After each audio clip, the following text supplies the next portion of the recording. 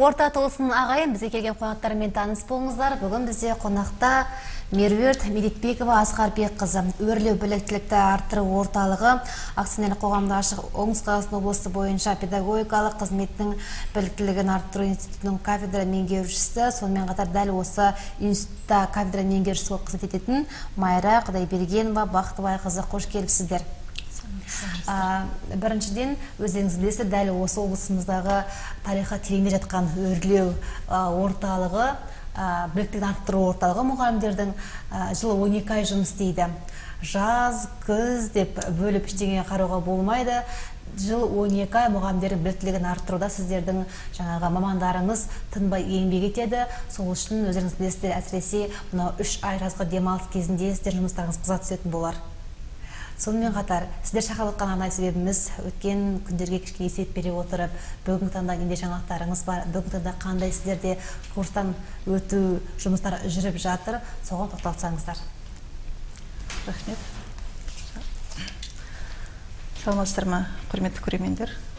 Жалпы біздің өрлеу біліктілікті арттыру ұлттық орталығы бұрынғы өзіміздің облыстағы үлкен қара шаңырақ мұғалімдердің білімін жетілдіру институтының 70 жылдық тарихы бар. Соны жалғастырушы ретінде 2012 жылы 11 қазанда өрлеу біліктілікті арттыру ұлттық орталығы акционерлік қоғамы Оңтүстік Қазақстан облысы бойынша педагогикалық қызметкерлердің біліктілігін арттыру институты болып құрылғанына биыл 5 жыл толады. Сондықтан біздің мерейтойымызға осы біздің сіздермен кездесуіміз, сұхбатымыз сәйкес келіп отыр, қуаныштымыз.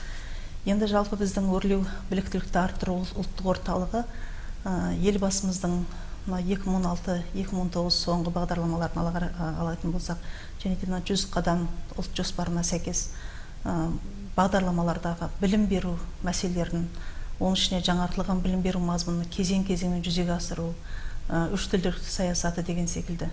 Осындай бір қатар оңды істерді жүзеге асырушы ең басты біздің мақсатымыз сол білім беру саясатындағы педагог қызметкерлердің біліктілік сапасын арттыру үшін модернизациялау. Яғни білім берудегі ұстаздар қандай болу керек, білімді болу керек, білікті болу керек, ал сол біліктіліктің сапасын көтеретін де осы біздің орталық.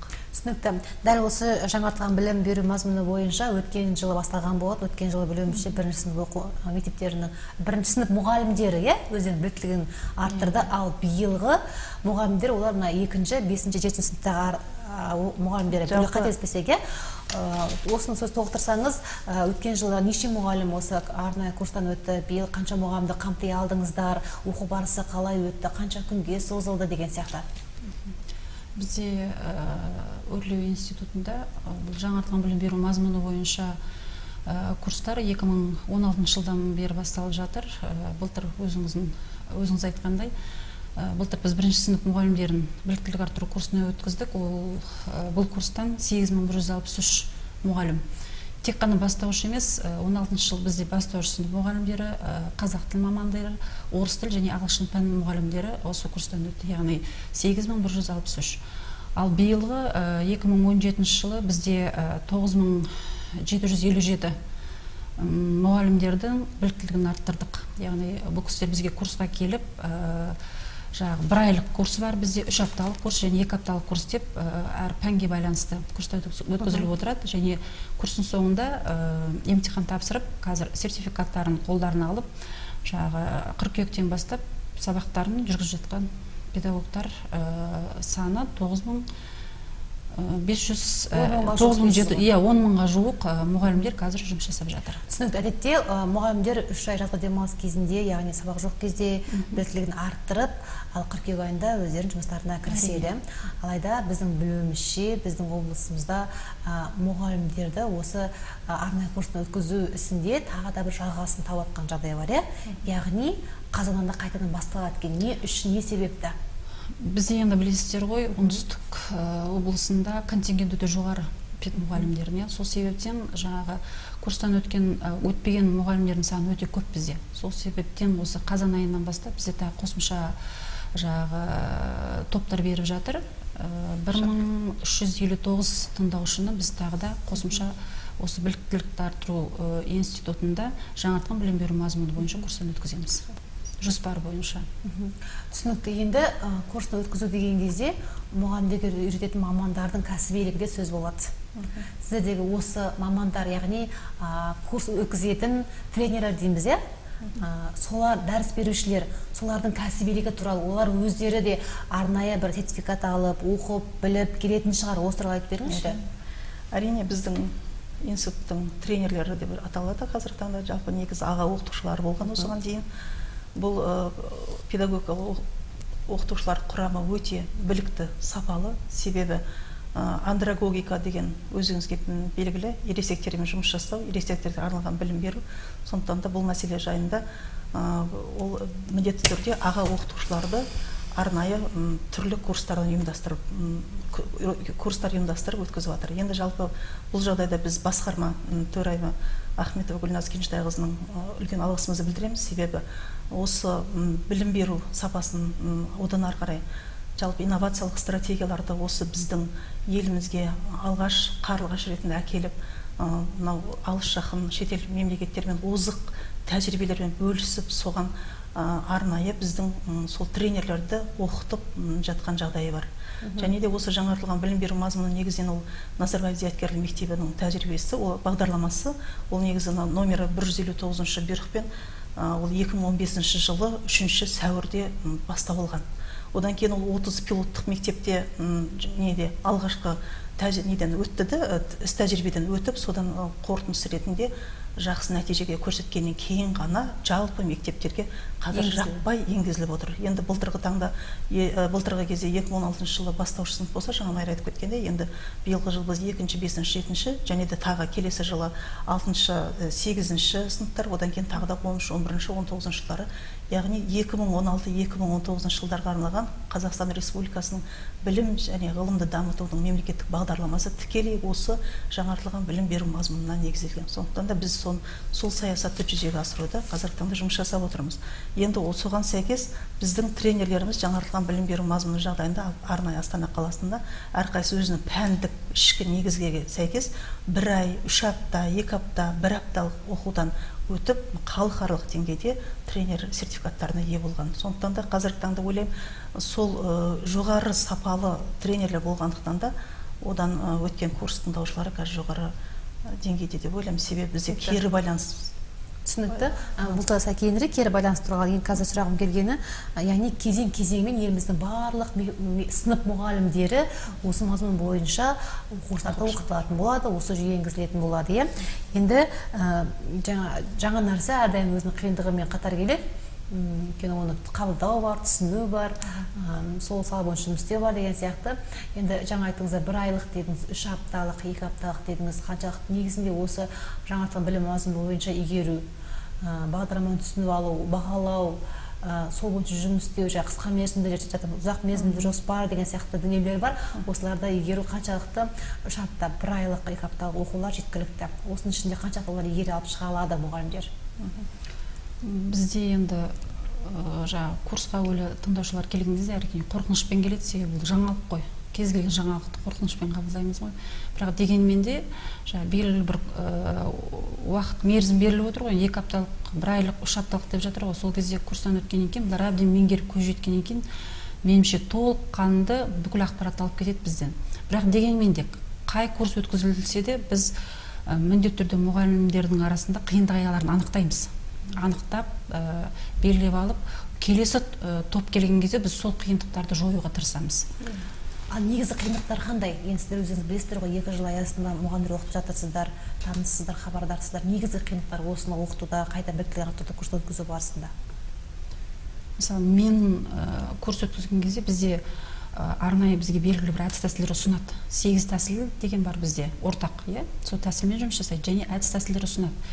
Дегенмен де біздің мұғалімдер сабақ барысында сол әдіс тәсілдерді орынды қолдана алмайтын кездері кездеседі. Әсіресе қысқа мерзімді жоспар деп жатамыз ғой. Сол қысқа мерзімді жұмыс жоспарды жасаған кезде құрылымында, мысалы, оқу мақсат деген қазір бізде ортақ оқу мақсатын беріп қойған, ешқайда ауытқып кете алмайсыз. Соның төңірегінде жұмыс жасайсыз. Сол оқу мақсатына жету үшін әр мұғалім белгілі бір әдіс тәсілді қолдану керек. Осыған келгенде кішкене қиналады бізде мұғалімдер. Енді біз курс барысында барынша сол әдіс тәсілді дұрыс үйретуге тырысамыз, бірақ дегенмен де бастапқы қиындық аясы бізде осы жағынан болып жатады. Түсінікті, бізге көрермен хабарласты. Саламатсыз ба, тыңдап отырмыз, сұрағыңыз қоя беріңіз. Саламатсыз ба, мен сауалым бар еді. Сіздер мына жұмыстарыңызды жаңартылған білім беру кезінде қай елдің тәжірибесіне сүйенесіздер, соны атап айтсаңыздар. Мысалы, білім беру кезінде Германия, Жапония, Англия сияқты елдер озық, бізде білім беру жүйесі басқаша, 12 жылдық жалпыға бірдей. Сонда қай елдің сүйенесіздер сіздер? Рахмет сауалыңызға. Рахмет сауалыңызға, жақсы сұрақ. Дегенмен де бұл жалпы бұл бағдарламаны жасаушы жаңа жоғарыда айтып кеттік, Назарбаев зияткерлік мектебінің тәжірибесімен және ағылшын Кембридж университеті екеуінің арасынан бірге отырып жасалынып жатқан дүние. Бұл бағдарламаны, яғни сол Назарбаев зияткерлік мектебі өзі жасақтап отыр. Бағдарламаның авторы сол жақтан. Яғни сіздердің негізгі орталықтың негізгі жұмысы ол жаңалықты енгізу емес. Біз бағдарлама жасап жатқан жоқпыз. Біз сол дайын бағдарламаны біз жүзеге асырып отырмыз. Тек қана жүзеге асыруда педагогтердің біліктілігін арттырып отырмыз. Біздің негізгі мақсатымыз сол. Біз бұл бағдарламаға біздің білім министрлігінің ол арнайы бізге келген дайын күйіндегі келген нәрсе. Түсінікті. Енді сіздерге айтыңыздар 5 жыл дедіңіздер. 5 жыл былайға түсек көп те емес, аз да емес. Десек те сіздердің өздеріңіздің базаларыңыз бар, бұған дейін қалыптасқан қанша жылдық тәжірибелеріңіз бар, орталықтың бүгін жеткен жетістіктеріңіз туралы айтыңызшы, өзге де қандай мәселелер бар, тақырыптар бар, жетістіктер бар. Рахмет. Енді жалпы өрлеу біліктілікті арттыру ұлттық орталығы осындағы Оңтүстік Қазақстан облысы бойынша республикаға қараймыз. Негізінен біз республикада, біздің өзіміздің орталық басқармамыз республикада. Сондықтан да біз енді неғұрлым жаңашыл, инновациялық, заманауи стратегияларды барынша ең алғашқы болып алып келуге тырысамыз. Енді соның бір айғағы ретінде айта кеткім келеді. Дәл қазіргі таңда біздің орталықта blended курсы, оқыту курсы өтіп жатыр. Ол өзі негізгі қазақшалап айтатын болсақ, аралас оқыту. Бұл аралас оқытудың ең басты мақсаты қазіргі таңда түрлі жұмыстарына сәйкес сабақтан шығамай жатады, орнына жаңағы ауыстырып отыратын мұғалімдер жетіспейді деп айтады. Осыған сәйкес біздің сол басқарманың бір әкеп отырған жаңалығы өте тиімді деп ойлаймын. Облыстың түкпір-түкпірінен келіп арнайы ат жаптырып келіп жатпайды. Ең алғаш басталған кезде келеді, тіркеледі, 1-2 күн жақсылап тұрып жалпы курстың мақсат міндеттерімен танысады, кіріс сауалнамасын жасайды, содан кейін өздерінің сабақ кестелерін алып кетеді. Сабақ кестелерін алып болғаннан кейін олар өздерінің мектептерінде, болмаса балабақшада, болмаса түрлі өздерінің білім беру ұйымдарында қосыла алса болады, және онлайн деңгейінде жүргізіледі ол сабақ кестесі. Өздерінің тьютерлері болады. Қазір бізде 3 курс өтіп жатыр. Сол тьютерлер сол тікелей онлайн жүзінде ол кісілермен жұмыс жасайды. Енді осы жерде тағы айта кетіп келеді, қиындықтар аясы деп жатсыз ғой. Онлайн жүйесі деп қалдыңыз ғой. Онлайн жүйесінде жасап жатқан кездегі ең басты қиналып жатқан, қазір біз мысалға 27 мұғалім келетін болса, кейбір 2 адам қосылмай қалады. Мысалға, бір күнгі сабақтан ол жіберіп алды дейік. Неге десеңіз айтады, мен интернетім болмай қалды, тағы бірдеңе деген сияқты айтады. Енді жалпы құрметті облыс педагог қызметкерлеріме сіздерге айтар едім, жалпы қазір кез келген жағдайда қолжетімді интернет жоқ деген сөз меніңше жай сылтау ғана секілді.